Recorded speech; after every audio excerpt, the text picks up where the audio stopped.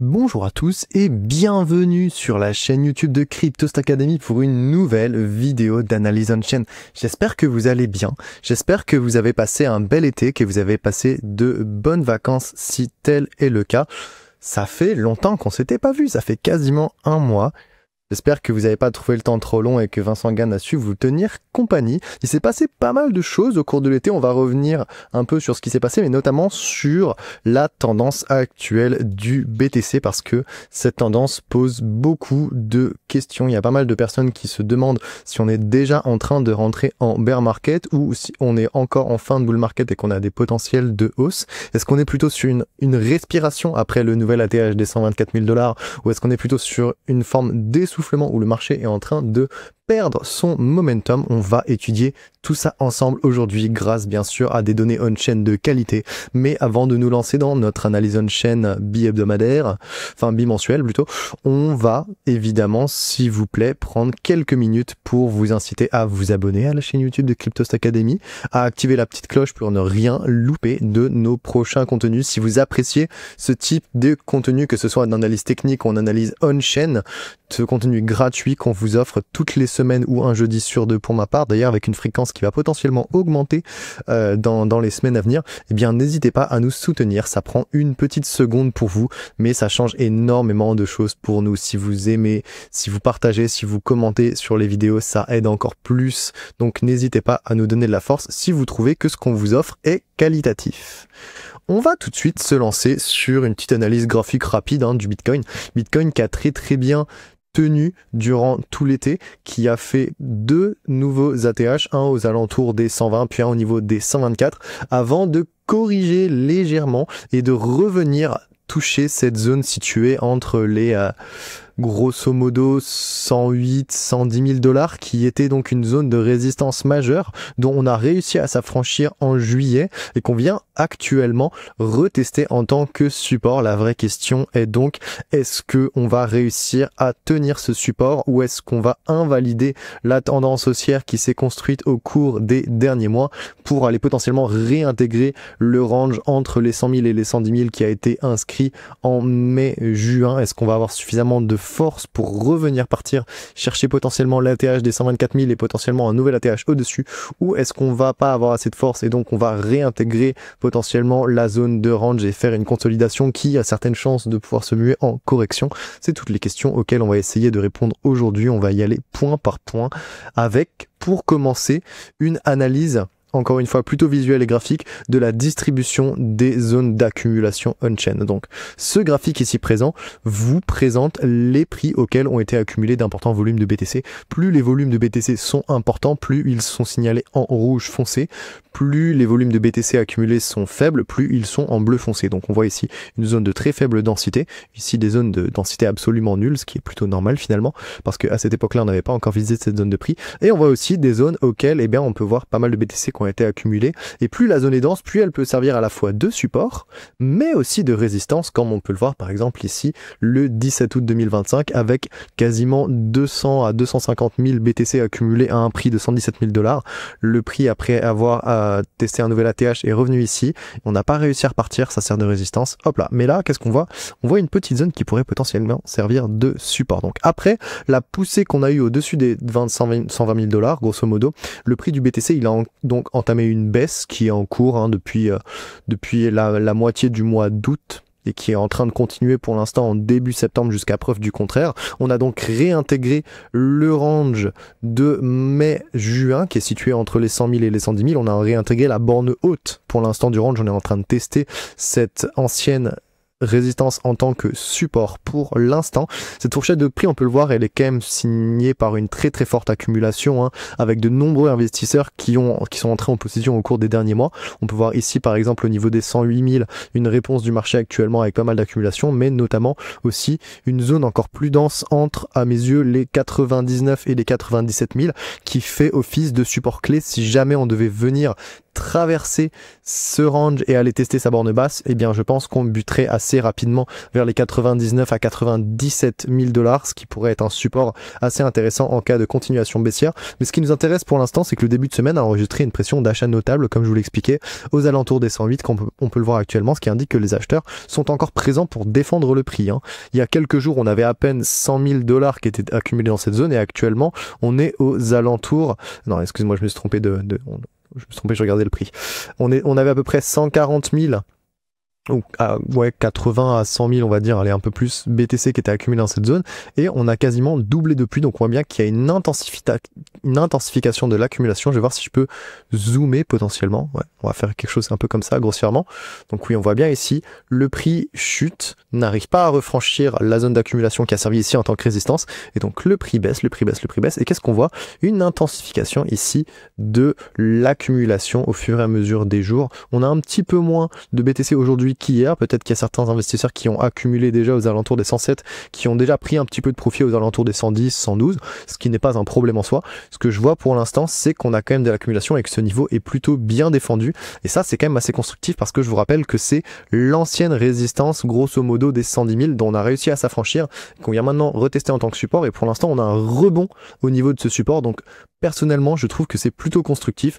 On va voir dans les prochains jours ce que ça peut potentiellement donner, et on va voir aussi avec les autres données qu'on a, eh bien est-ce qu'il y a d'autres indications qui pourraient être intéressantes. Je vais revenir rapidement sur cet indicateur, parce que c'est vrai que la majorité d'entre vous qui nous suivez depuis plusieurs mois, potentiellement plusieurs années, eh bien vous connaissez cet indicateur, on en parle quasiment à chaque analyse, mais il y a peut-être des nouveaux qui sont arrivés au cours de l'été, et donc je vais expliquer rapidement ce qu'est cet indicateur en rouge. On va pas vraiment s'attarder sur l'indicateur en jaune, parce que ce qui nous intéresse vraiment, c'est la relation entre le prix qui est en noir et le prix réalisé des investisseurs à court terme, qui est ici symbolisé en rouge.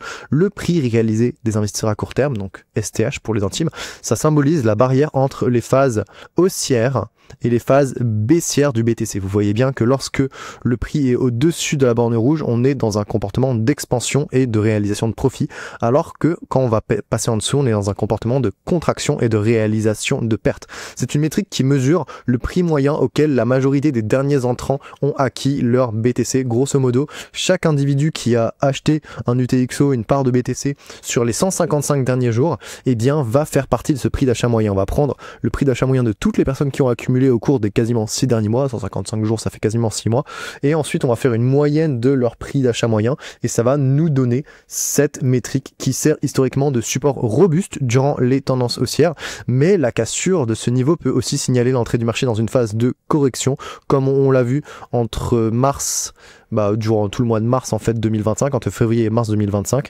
et donc ça peut aussi augurer une certaine forme d'augmentation du stress et la pression de vente pour les investisseurs les moins résilients. C'est un seuil psychologique très très important. Dites-vous que si vous avez acheté durant les 6 derniers mois, vous avez beaucoup de chances d'avoir un prix qui est proche de cela, et dites-vous, si vous avez acheté proche de ce prix et que le prix du marché descend en dessous de votre prix d'achat, eh bien vous allez tomber en perte latente. Est-ce que vous allez être confortable? Est-ce que vous n'allez pas sentir un espèce de stress financier, un espèce de stress psychologique? Est-ce que ça va pas potentiellement vous pousser à réaliser des pertes, dépendamment de votre expérience sur le marché?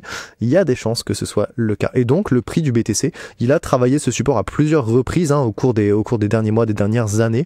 On peut voir des rebonds qui sont donc des signes de continuation, des invalidations qui sont des signes d'entrée en phase de correction, des reprises qui sont signes de relancement, entre guillemets, de reprise de la tendance haussière, de nouveaux rebonds qui nous permettent d'indiquer que la tendance haussière se comporte bien, et actuellement, je vais zoomer un petit peu, parce qu'on n'a pas besoin de l'historique trop tardif, on va regarder un petit peu l'historique récent, eh bien on voit que le prix du BTC, durant la fin du mois d'août jusque les derniers jours là, jusqu'à hier en fait, eh bien il a particulièrement bien travaillé ce support aux alentours des 108 000. Ça fait quelques jours qu'il le travaille, on hésite, on ne sait pas vraiment s'il va l'invalider ou pas, et au cours de la nuit, à l'ouverture des marchés US, en fait, littéralement hier soir, eh bien, le prix a repris une direction haussière, a effectué un rebond à la fois au-dessus du prix réalisé à court terme, donc la borne rouge, et au-dessus du prix réalisé à très court terme, la borne jaune ici. Donc c'est encore mieux quand le prix passe au-dessus de ces deux zones après une phase de correction. C'est vraiment le comportement typique qu'on veut voir en fait pour un rebond après une phase de correction, pour initier une nouvelle phase haussière. Donc je sais pas exactement ce vers quoi ça va nous mener. Je vais prendre un petit peu plus d'historique pour vous montrer idéalement d'autres comportements similaires. Si le prix veut bien se updater, non, ce ne sera pas le cas. Bon, manifestement, on pourra pas avoir plus d'historique que ça. Je pense que c'est aussi parce que c'est des données un peu granulaires, elles sont en données horaires, et donc le site de Glassnode aura du mal à afficher un point pour chaque heure sur 5 ans. Ça va peut-être être beaucoup, ça va peut-être le faire surcharger.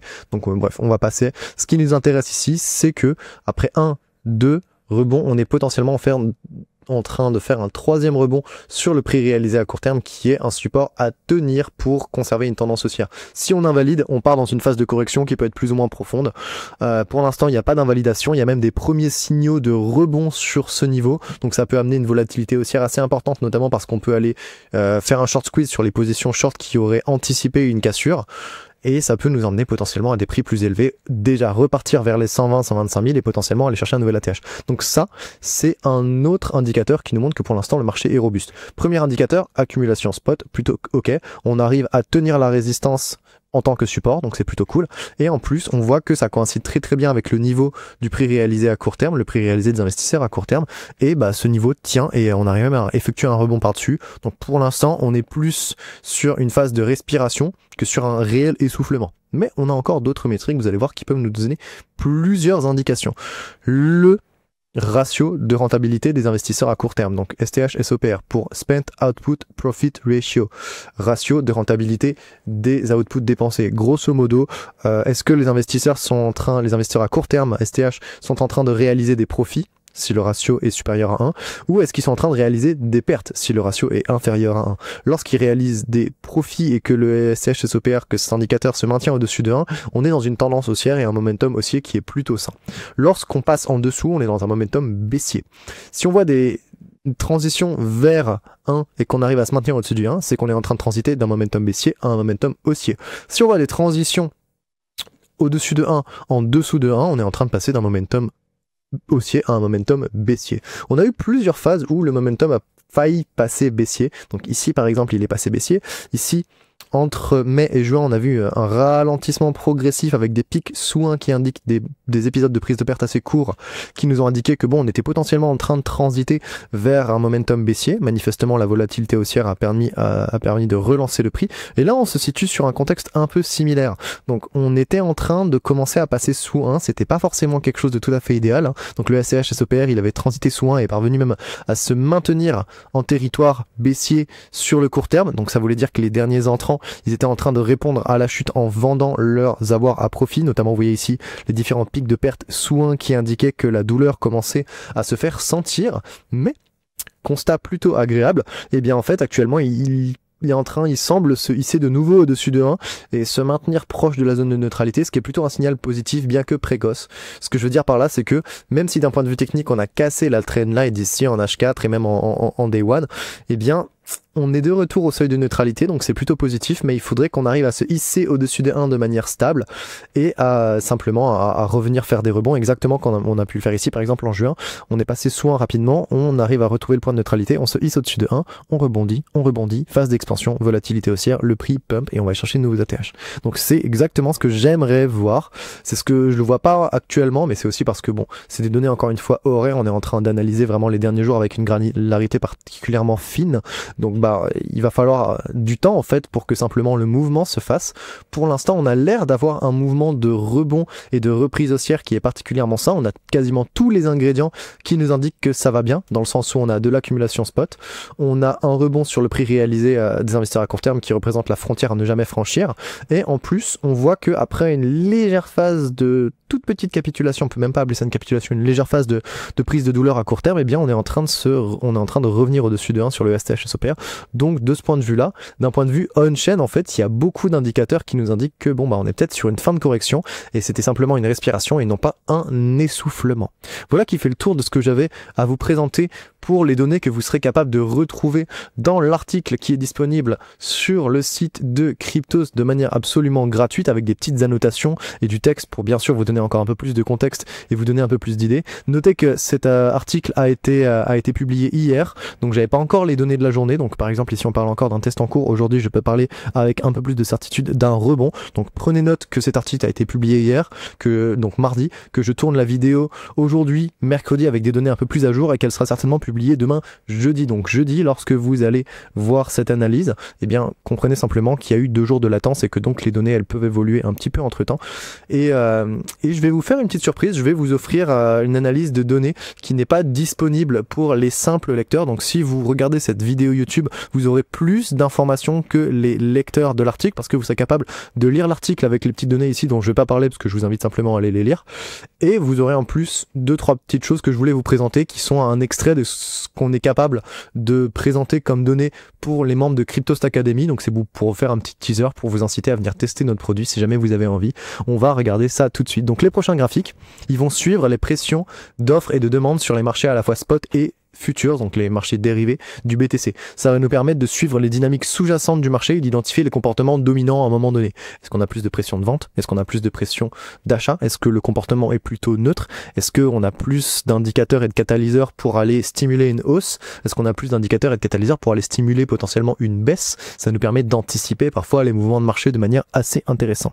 On va d'abord s'intéresser au comportement sur les marchés spot, notamment avec les ETF aux États-Unis, qui ont enregistré des flux net plutôt faible, de faible amplitude récemment, notamment du côté de la demande. On voit bien que ici donc vous avez les volumes nets, donc sur une journée si vous avez plus d'achats ça va être vert, si vous avez plus de ventes ça va être rouge, on va voir simple comme ça, et on voit bien que pour l'instant on a une décroissance de la demande, donc des barres vertes. On voit bien qu'on a de moins en moins de demandes nettes sur le BTC actuellement, donc ça ne veut pas dire nécessairement que c'est catastrophique, mais en tout cas on aimerait bien avoir une demande un peu soutenue, un peu continue pour l'instant. Là sur la journée par exemple, on a à peine 1000 BTC qui ont été achetés sur la journée d'hier, donc ça évolue déjà. Vous voyez que les données que j'avais marquées, on était à 440 BTC quand je les ai marquées hier. Aujourd'hui on est à peu près 1000 BTC d'achat, mais c'est rien comparément à ce qu'on a pu voir notamment en début juillet, là quand on était proche des sommets avec 7 fois plus, voire 10 fois plus de volume d'achat. Là on a vraiment des volumes d'achat qui sont particulièrement faibles, mais on a aussi des volumes de vente qui sont en décroissance. Donc on a l'impression que le prix est en train de se compresser, en train de trouver un nouvel équilibre, et une fois que ce nouvel équilibre aura été atteint, on pourra avoir une nouvelle phase directionnelle qui va s'engranger soit à la hausse soit à la baisse avec une forte volatilité. Mais on a moins de volume d'achat, moins de volume de vente, donc pour l'instant, le ralentissement progressif de l'activité des institutionnels, pour moi, il indique une certaine indécision quant à leur appréciation de la dynamique en cours. Et en fait, on peut pas vraiment avoir de biais directionnel qui est induit par l'étude des flux des ETF pour le moment. Voilà, on n'a pas énormément de ventes, donc c'est pas très grave. On n'a pas énormément d'achats, donc c'est pas non plus très stimulant. On a l'impression qu'il y a une forme d'indécision et que les investisseurs institutionnels attendent potentiellement de voir ce qui va se passer, et une fois que le marché aura atteint son prix d'équilibre aux alentours des 108 000, 110 000 comme il est en train de le faire actuellement, ils attendront peut-être de voir la direction que choisit de prendre le marché avant potentiellement d'orienter leur comportement. Une autre donnée qui est très intéressante, une des données que j'ai développées spécialement pour les membres de Cryptost Academy, qui est une forme de nouveauté mais qui est assez intéressant à observer, c'est le volume sur les marchés spot, le volume net qu'on a sur les marchés spot. Notamment ici, j'ai pris en compte le fait que les marchés spot du BTC, ils sont surtout dominés par les volumes de Coinbase et Binance. C'est littéralement les deux exchanges qui vont influencer le marché de manière directe et continue, heure par heure, jour par jour, mois par mois. La majorité des flux spot, ils vont être dirigés sur Coinbase et sur Binance, que ce soit à l'achat ou à la vente. Donc ce que j'ai fait ici, c'est que j'ai pris le volume net d'achat spot sur Binance et sur Coinbase, donc Coinbase en bleu, Binance en orange. Ensuite, j'en ai fait une somme que vous pouvez voir ici. Et donc, ça nous donne un biais directionnel à l'achat ou à la vente sur les marchés spot. On peut voir, il y a des moments où il y a pas mal d'achats, notamment ici, ou même ici d'ailleurs, achat de bottom. Alors ici, achat de cassure, ici sur les marchés spot, achat de bottom ici sur les marchés spot. Mais il y a aussi des moments où on a plutôt de la vente. Donc par exemple, on peut avoir de la prise de perte à certains moments.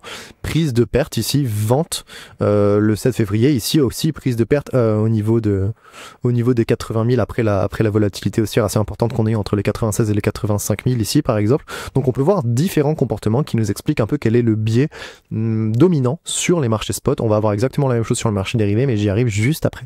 Donc pour le BTC, le biais spot, il est de retour à l'achat après avoir suivi une pression de vente nette proche d'à peu près 500 BTC par jour durant la fin du mois d'août, comme on peut le voir ici. Je vais zoomer si vous voulez. Regardez, ici on avait une pression de vente assez importante qui a d'ailleurs indiqué le lancement de la correction. On a eu des gens qui ont acheté ici, notamment sur Binance, qui ont acheté le sommet littéralement, et ensuite on a lentement une dégradation, et notamment sur Binance, la pression de vente, vous pouvez voir ici en orange qu'elle vient majoritairement de Binance. Eh bien on a pas mal de BTC qui ont été vendus, une vente nette, et là on est en train de repartir à l'inverse. Binance est en train de réaccumuler sur les marchés spot, sur les exchange spot, des volumes d'achat, avec hier près de 270 BTC d'achat net qui ont été réalisés. En soi c'est pas énorme en termes de perspective si on compare avec ce qui a pu arriver plus tôt. Voilà, on est vraiment tout petit comparément au volume d'achat d'ici de plusieurs milliers qu'on peut avoir à certains moments, notamment au niveau des cassures ou au niveau des opportunités d'achat de buy the dip. Eh bien on est vraiment très très bas, mais bon, même si c'est une pression haussière qui est potentiellement insuffisante pour ralentir la correction, c'est tout de même bienvenu, c'est tout de même mieux que de voir une accentuation de la pression de vente sur les marchés spot, sachant que, comme vous le savez, idéalement, on veut une action de prix qui est dirigée par les marchés spot et non pas par les marchés futurs. C'est hyper important parce que lorsqu'on a un achat spot, il n'y a pas de seuil de liquidation possible. Donc lorsque le prix va avoir un événement plutôt volatile, il n'y aura pas de casquette de liquidation. Donc c'est toujours plus intéressant d'avoir un marché qui a une action de prix organique qui est plus dirigée par les marchés spot que par les marchés dérivés. Donc le fait qu'on est en train de retrouver un biais positif alors qu'on est potentiellement en train de marquer un bottom, comme on l'a vu avec les indicateurs on-chain précédents que je vous ai montré en début de vidéo, eh bien c'est quand même quelque chose de plutôt constructif de mon point de vue. Maintenant, qu'est-ce qui se passe sur les marchés dérivés? Eh bien, sur les marchés dérivés, déjà, il faut savoir qu'on n'a pas tout à fait les mêmes acteurs. On a Binance qui reste là, bien sûr, en orange, mais le deuxième plus gros exchange par rapport aux futures en termes de volume, eh ben c'est pas nécessairement Coinbase, c'est plutôt Bybit finalement. Coinbase c'est un peu les rois du marché spot, notamment parce qu'ils sont custody pour la majorité des ETF. Mais en ce qui concerne les marchés futures, eh bien c'est plutôt Binance, Bybit pour les exchanges centralisés. Je parle pas d'exchanges décentralisés comme avec du futures comme je sais pas moi Hyperliquid ou d'autres plateformes. Là on parle vraiment seulement de centralisation pure et dure, qui avec beaucoup d'usages. Je dis pas qu'Hyperliquid a pas d'usage, c'est juste que c'est un public différent pour moi, on va dire. Et donc là, on parle simplement d'un public un peu classique qui va aller faire son KYC, qui va aller ouvrir des positions à effet de levier sur Bybit et sur Binance. Eh bien, ce sont donc les deux sources principales de spéculation pour le secteur crypto. Donc vous voyez, la construction de l'indicateur est exactement la même. Et pour le BTC, le biais futures, il est encore malheureusement, ou je sais pas, mais il est négatif depuis la fin août avec une pression de vente nette qui a approché les 2000, voire plus, même 3800. Actuellement, on est proche de 2700. Ok, mais on a culminé à 3800 BTC papier vendu par jour. Donc on voit bien qu'ici on avait un biais short. Donc ici, quand vous voyez ici une pression de vente comme ça veut dire que les spéculateurs sont plutôt en train de shorter le marché que de l'acheter. Ici donc c'est long, ici c'est short. Et ce qu'on peut voir, c'est que actuellement on est encore dans un biais plutôt short sur les marchés dérivés, alors même que le biais est en train de passer plutôt acheteur sur les marchés spot. Donc ça peut représenter un danger assez important pour les marchés dérivés. Ça peut représenter un risque de short squeeze majeur, et j'aimerais bien d'ailleurs que cette théorie soit prouvée dans les prochains jours. Imaginez que là, je sais pas, dans les 2 ou 3 jours qui viennent, on ait un prix qui passe des 110 000 aux 115 000 avec une forte volatilité. Boum, short squeeze, très très probablement. Il y a de fortes chances que ça arrive. Si le biais spot redevient boule dominant alors que le biais dérivé est encore bear, il y a de fortes chances que les positions short à fort effet de levier, et surtout les derniers entrants qui essaient de short au niveau du bottom, ils se fassent maraver et on a un joli short squeeze. Donc pour l'instant, c'est pas encore le cas. Comme on peut le voir, la pression de vente issue des marchés dérivés, elle reste importante, notamment sur Binance. Bybit est plutôt acheteur, mais Binance reste vendeur. C'est intéressant parce qu'on voit bien que Binance est acheteur sur les marchés spot mais encore vendeur sur les marchés dérivés, donc c'est aussi une interprétation qui peut être intéressante. Mais bon, on peut toutefois noter qu'il y a un certain ralentissement actuellement. On est passé le 26 août de 3800 BTC vendus net à aujourd'hui à 2700 BTC vendus net, donc c'est déjà un signal plutôt encourageant. C'est un signal d'épuisement de l'offre et de la pression de vente qui est plutôt agréable à voir. Donc si je devais résumer tout ça, dans l'ensemble, on a les indicateurs on-chain qui nous indiquent qu'on a de l'accumulation spot, qu'on est en train de tenir un niveau de support majeur et que si on tient ce niveau de support, il y a de fortes chances de continuation. Au niveau du comportement de dépenses des investisseurs, on a eu quelques prises de pertes, mais on est en train de rétablir un biais plutôt neutre, voire haussier dans les prochains jours, ce qui est plutôt positif. Les ETF n'ont pas de biais directionnel particulier. Les marchés spot sont en train de revenir à l'achat. Pour l'instant, on est encore sur un constat précoce, mais si la tendance continue, ce sera très positif. Et alors que les marchés futurs sont encore en train de shorter, on voit quand même un ralentissement graduel de la pression de vente sur les marchés futurs, ce qui est plutôt positif dans l'ensemble. Voilà qui fait le tour de ce que je voulais vous présenter. J'espère que ça vous a plu, aussi bien sur les données classiques qu'on a l'habitude de voir comme toutes les données que je vous ai présentées, le prix réalisé d'investisseurs à court terme, la carte thermique, le ratio STH-SOPR, c'est des données que vous connaissez si vous suivez la chaîne depuis un bon moment, parce que c'est des données qui sont particulièrement pratiques, très parlantes et qui sont très très utiles pour suivre le marché. Mais j'espère aussi que vous avez apprécié de l'analyse des nouvelles données que je vous ai proposées et que ça vous incitera idéalement à venir tester notre produit, à venir intégrer la Cryptost Academy, parce qu'on a énormément de choses à vous offrir. Bien sûr, on va faire un petit récap tous ensemble rapidement. Le prix du BTC, il a réintégré le range de mai à juin, une zone d'accumulation importante qui est située entre les 110 000 et les 108 000.